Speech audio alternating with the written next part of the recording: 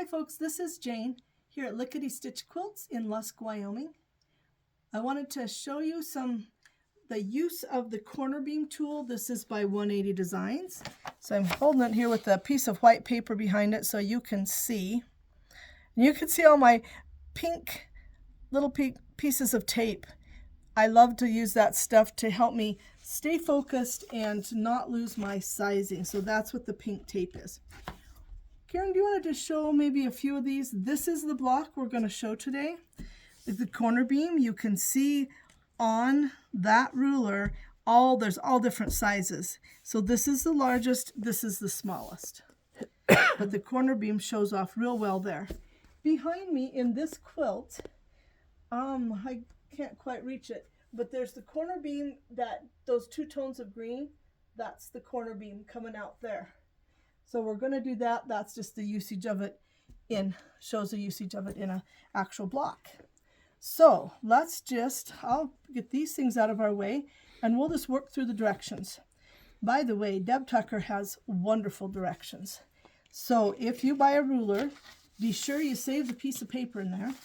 But if you happen to forget and something happens to it, if you go on 180 Designs, you can get copy of those directions, and they are formatted for an 8.5 by 11 piece of paper, so they work out really well. You can just slide them in a sleeve protector and put them in your notebook, but they make it real easy for you. So this particular pattern I was making is called beaded lace, and that's what my blocks are going to be for. So this is just a little color scheme project that Karen can show there. And so on the corner beam ruler itself, it will tell you how to cut your fabrics. So because I am going to make a 3-inch finished unit, then it tells me right here, cut strips and squares 4 inches. So I did that. So I cut my squares. Here's my 4-inch squares in a multitude of colors. Nice assortment. This has been a fun project. And then we're also, for our, let's just show this, Karen. This is for my center beam.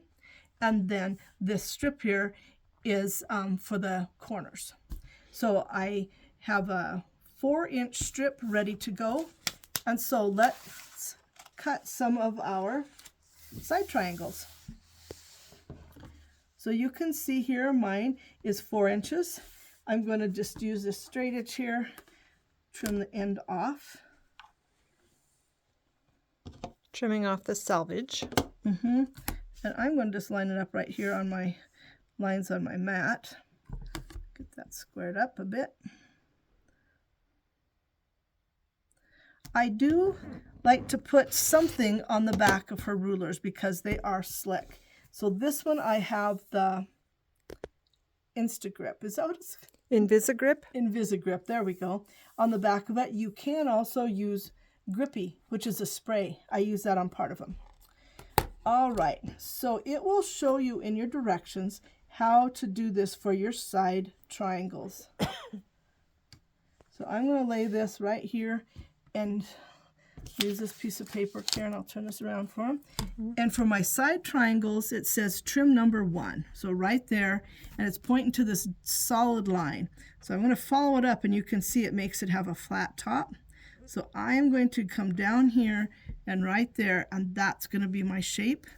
And then right over here, it says side triangle trim number 2 is the second trim line right there.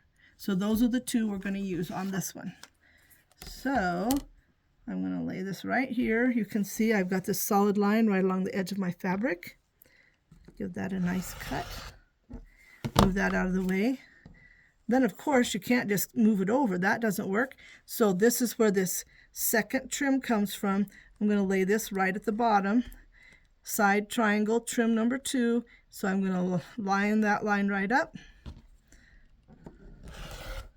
There's my next set. Now you'll notice these are back to back. So I'm getting one of each direction.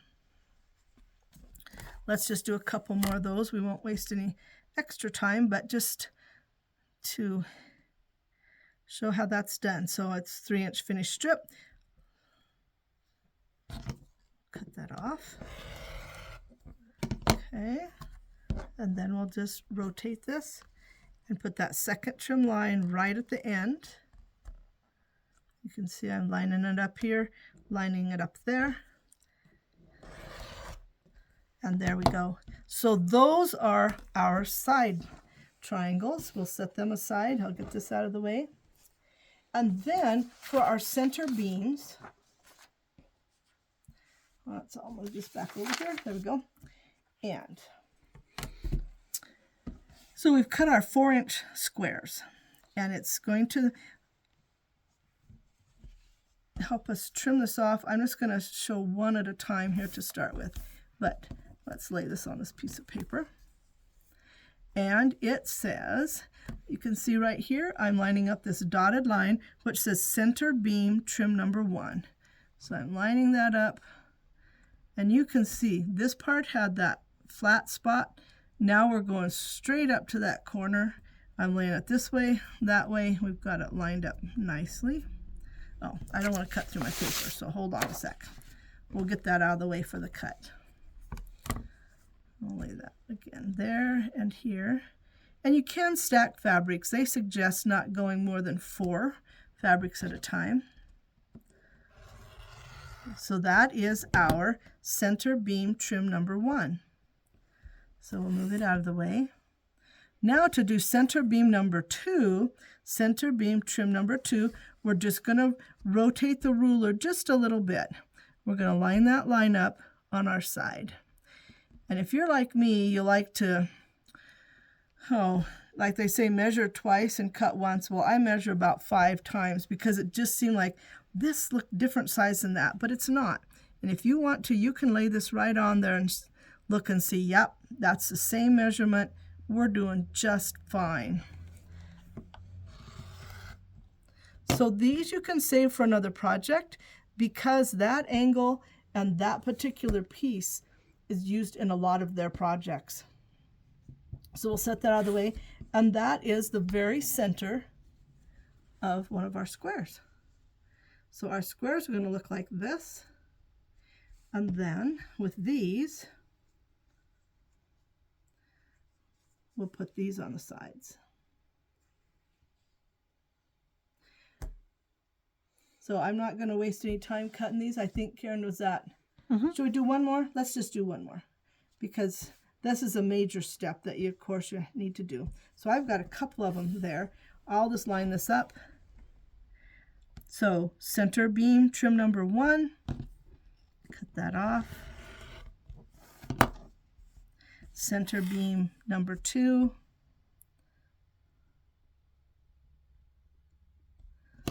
And there we go. Okay, I'll set these aside, put my blade cover down. Alrighty, so there we have them. So normally by my sewing machine, I stack them like this, and it's so easy to get mixed up. So I stack mine like that, and then I put all of these kind of things in a pile, right side up. There's the shiny side up on that one, shiny side. We'll just get enough sets to do this. And then the next part is you can look and think, okay, let's see, should we fill in the blank? Does this look? But then it's like, well, no, that looks like he has a necktie. That didn't work. Well, what about this? And it's like, well, no, that one looks like a ladybug with its wings flying. So, but I have discovered for mine, if I think of it as all the points come together, this is the skinniest piece of this, this is the skinniest piece of this, and when you lay them there, you can see this is going to line up. So even if you put the skinnies together, that's not right, and you can tell that it's not going to make a straight line. So go ahead and put those, line them up, and then you can do chain piecing.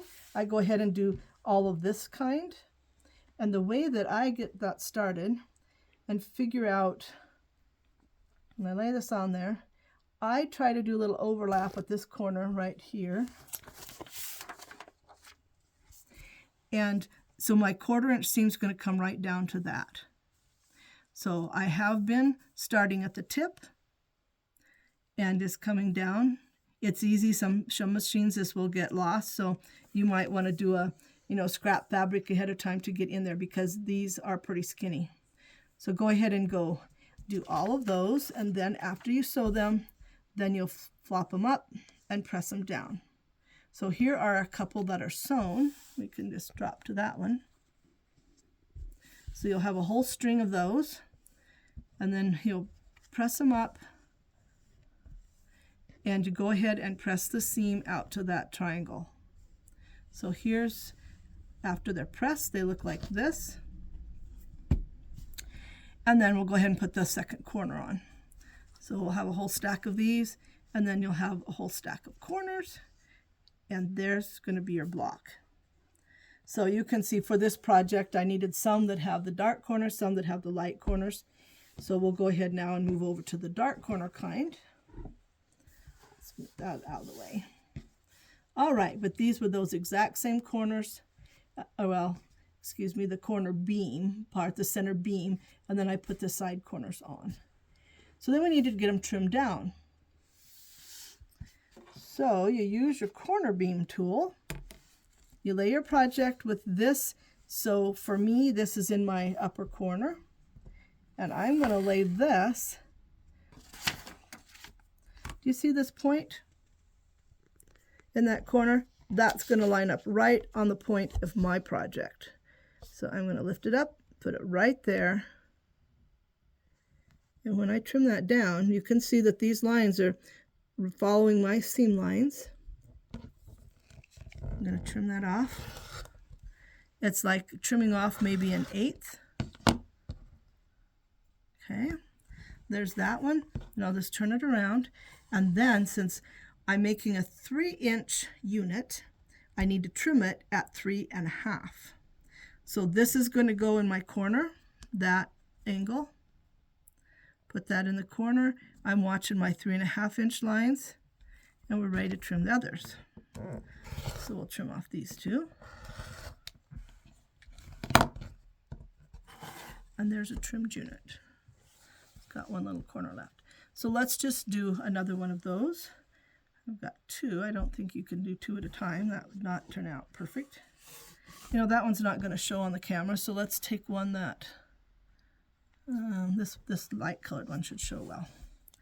So I'm going to put that, and this is right where your 1/4-inch seams are meeting. So we're doing that, and you can see we're going to have plenty to trim off for our 3.5.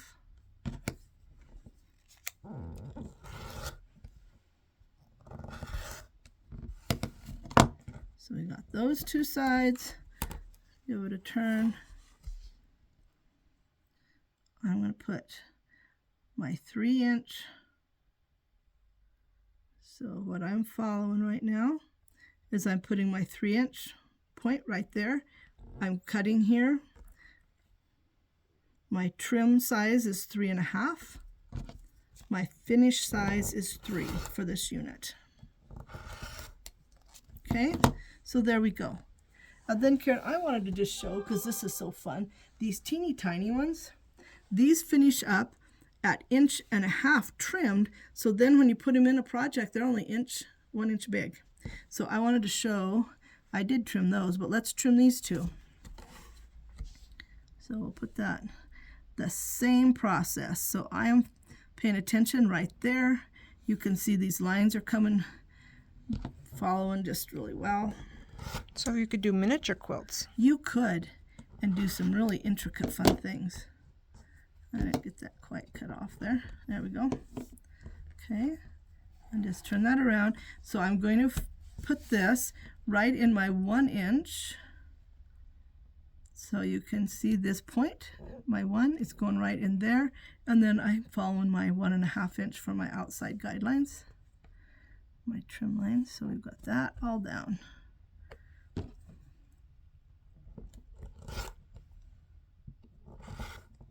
Okay, I've got one more, so let's just quick do that just for repeat here. So I'll put one more little tiny one, put that right there.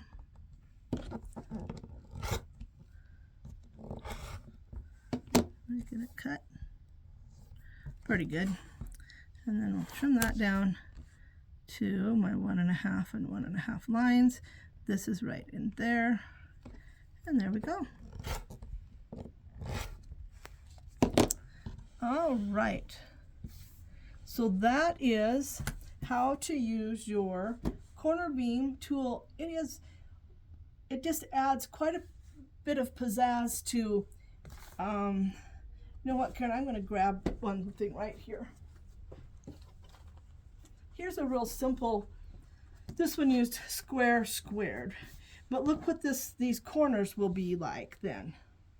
And they will just add quite a show. And you can either use them to beam in or to beam out, but that will really add quite a bit to that. So I'm going to bring it up here again and show them on here. Yeah. How it added something to that block. Really added nice corner. Okay. I can't remember if we used it in a different block, but can't remember that part. All right. All right. Well, thank So you. Thank you, Jane, for showing us. These rulers, the directions are very well written. They have wonderful pictures. So everything that I just told you, they go through how to cut and how to turn your tool to cut the other side, rotate and cut for your side triangles, and then it shows you what not to do and how to put all the skinnies up at the top, the points, but make sure that they are forming a square, and then how to trim down. So her directions are very well written. So I hope you enjoy your corner beam tool like I enjoy mine.